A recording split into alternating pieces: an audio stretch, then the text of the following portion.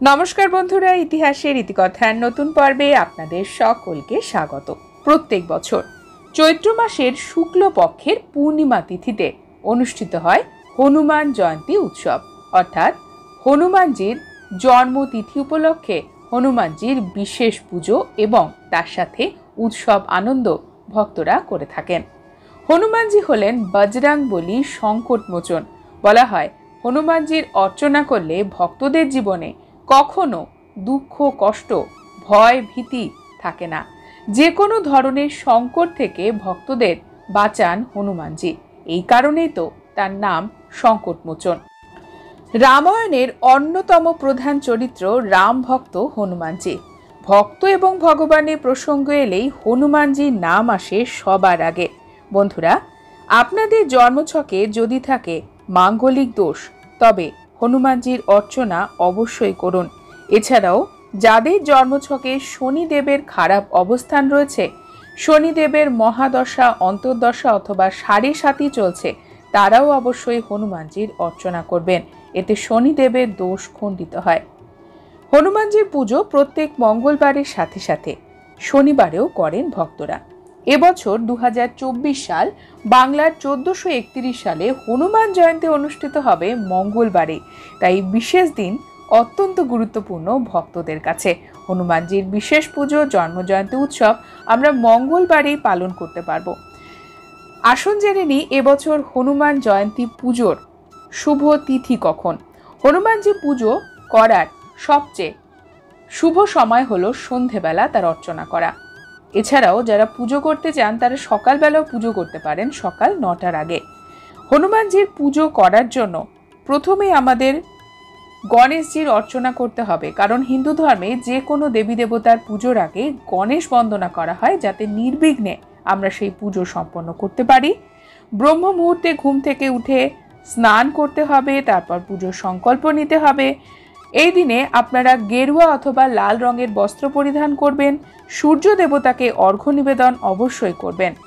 হনুমানজি পুজো করার জন্য একটি টুলের ওপরে অথবা উঁচু বেদির ওপরে লাল কাপড় বিছিয়ে তার মূর্তি অথবা ছবি স্থাপন করবেন।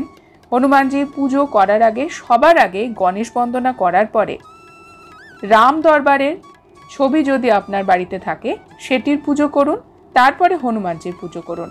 কারণ হনুমানজি ছিলেন রাম ভক্ত, তাই এই দিনে শ্রী রামচন্দ্রের পুজো আগে সম্পন্ন করে তারপরে হনুমানজির অর্চনা করবেন। হনুমানজি সুগন্ধি পছন্দ করেন এবং জুঁই তেল তার অত্যন্ত প্রিয়। এই কারণে জুঁই তেলের প্রদীপ জ্বালাতে পারেন। এছাড়া ঘিয়ের প্রদীপ জ্বালাতে পারেন, সর্ষের তেলের প্রদীপও জ্বালাতে পারেন। সর্ষের তেলের প্রদীপ জ্বালালে সেখানে সামান্য কালো তিলও দিয়ে দেবেন তেলে, এতে শনিদেবের খারাপ প্রভাব কাটে। হনুমান পুজোর জন্য আমরা লাল ফুল অবশ্যই হনুমানজিকে দেব। জুঁই ফুল যদি পাই জুঁই ফুল দেব। এছাড়া অক্ষত এবং সিঁদুর, গেরুয়া রঙের সিঁদুর হনুমানজিকে আমরা অর্পণ করব। তুলসী পাতা হনুমানজির ভোগে দেব। হনুমানজির প্রধান ভোগের মধ্যে রয়েছে গুড় এবং ছোলা। এই ছোলা কিন্তু ভাজা ছোলা নয়, এই ছোলা হলো জলে ভেজানো ছোলা। এছাড়াও হনুমানজির প্রসাদে আমরা আরও অনেক কিছু দিতে পারি। হনুমানজির পছন্দের ফল হলো কলা।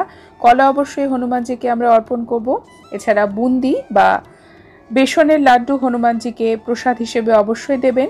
এটিও হনুমানজি অত্যন্ত পছন্দ করেন। 3 রকমের ফল দিতে পারেন, 5 রকমের ফল দিতে পারেন, একটি ফলও দিতে পারেন।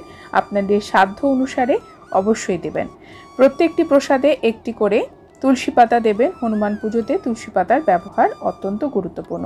এই দিনে আপনারা রামায়ণের সুন্দরকাণ্ড পাঠ করতে পারেন, হনুমান চালিসা অবশ্যই পাঠ করবেন। এছাড়াও শ্রী রামচরিত মানস পাঠও করতে পারেন অথবা শুনতেও পারেন। হনুমান জয়ন্তীর দিনে আপনাদের সাধ্য অনুসারে আপনারা দানও করতে পারেন এবং প্রসাদ সকলের মধ্যে বিতরণ করে নিজে সেটি গ্রহণ করবেন।